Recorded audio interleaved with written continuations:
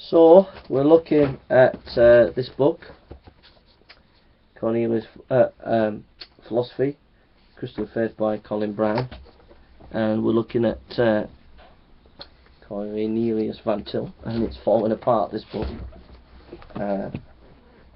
It's a very good book.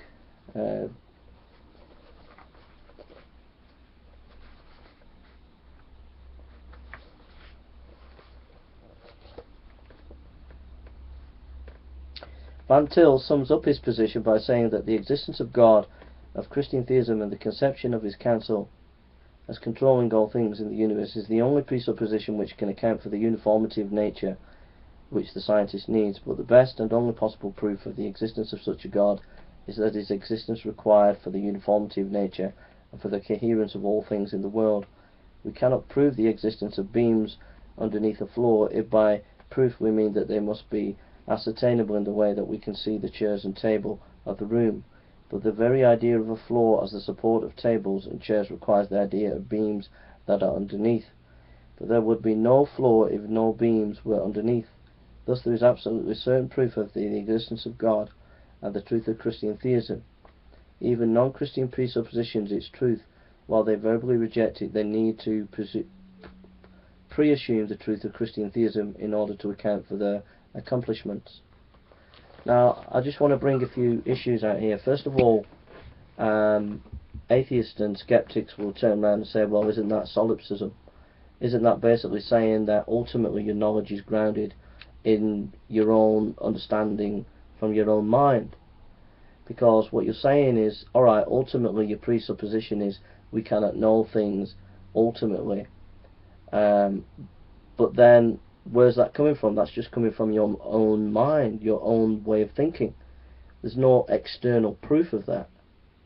The presuppositionalists will come back and say, but look, we cannot even begin to know what knowledge is without this foundation of the existence of God.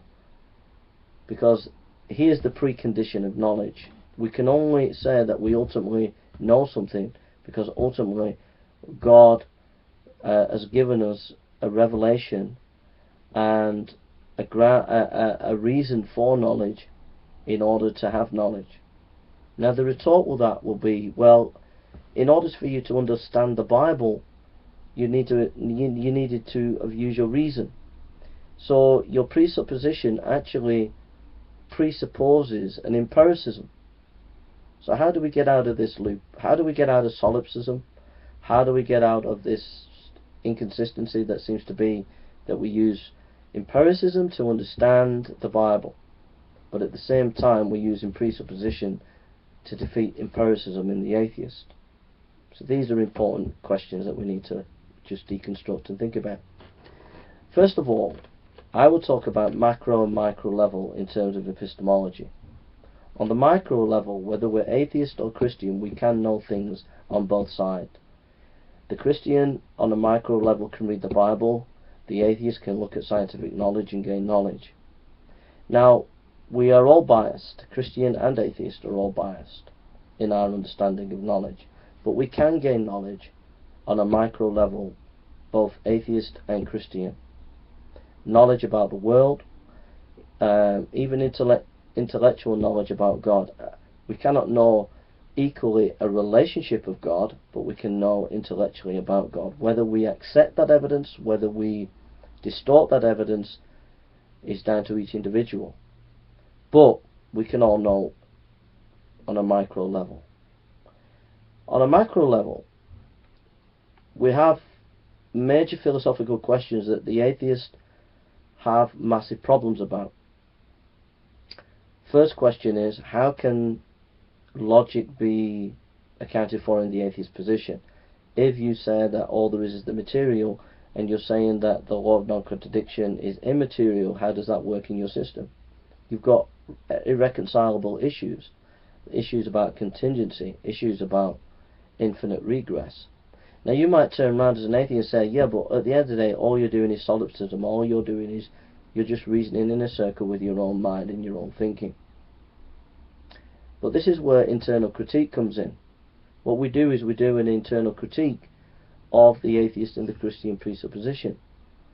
And what we find is our presupposition is that we are personal, that God is personal, that we are logical and God is logical, and the two match in terms of reality. The presuppositions match the reality.